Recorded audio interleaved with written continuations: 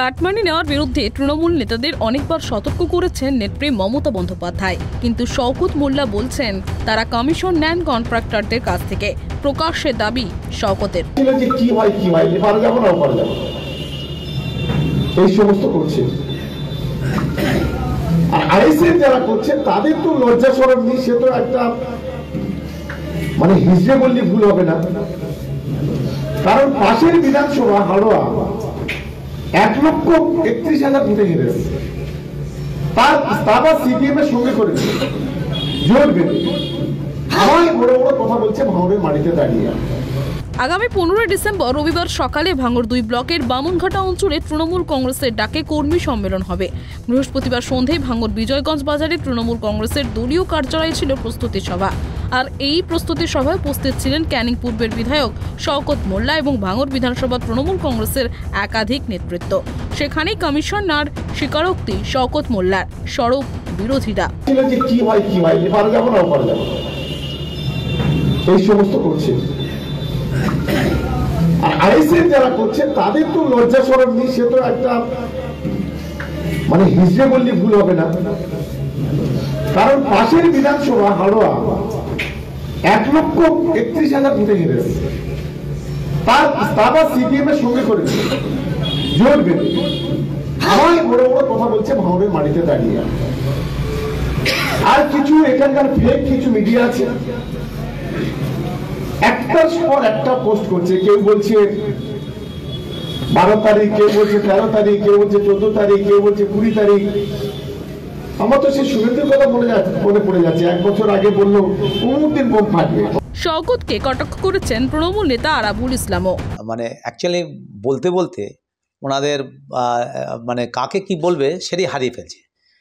ভগবান তৈরি করেছে আমাদেরকে, মানুষকে তৈরি করেছে ভগবান। আমাদের তৃতীয় লিঙ্গ যারা হিজড়ে বলা হয় তাদেরকে ঈশ্বর তৈরি করেছে। তারা একটা কিন্তু মানুষ, তাদেরকে তো অবশ্যই অপমান করা হচ্ছে। যে একটা জাতকে পুরো উনি মানে অপমানজনক কথাবার্তা বলছেন।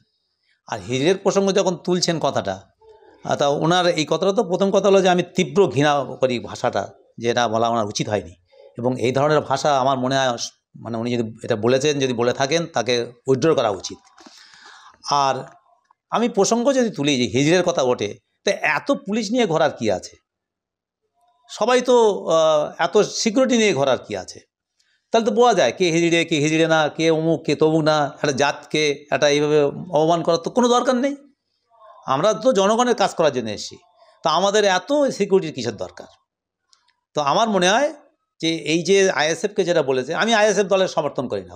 ওদের নীতি ওদের আদর্শকে একেবারে আমরা সমর্থন। শওকত মোল্লার মন্তব্যে ভাঙড় রাজনীতিতে শুরু হয়েছে নয়া গুঞ্জন। ওনার বউ কন্ট্রাক্টর, ওনার ভাই কন্ট্রাক্টর, ওনার শালা কন্ট্রাক্টর, ওনার শাশুড়ি কন্ট্রাক্টর।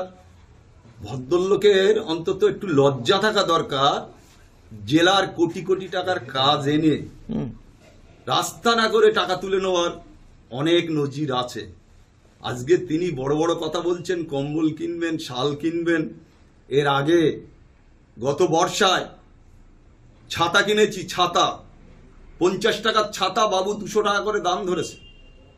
200 টাকা করে আমি টাকা দিয়েছি, 10 লক্ষ টাকা ওনার হাতে তুলে দিয়েছি। 2 লক্ষ টাকার ছাতা কিনেছে, বাকিটা ওনার কমিশনই। উনি রাস্তার কাজের নাম করে টাকা তুলছে, বলছে ওই টাকাটা ওনার পকেটে যাবে। উনি টাকা ছাড়া কিছু বোঝেন না। এত কিছু বলার পরেও, রাজ্য নেতা জেলা নেতারা ওর অপমান করার পরেও ও যে এখনো ভাঙড়ে রয়েছে শুধু অনলি টাকা তোলার জন্য।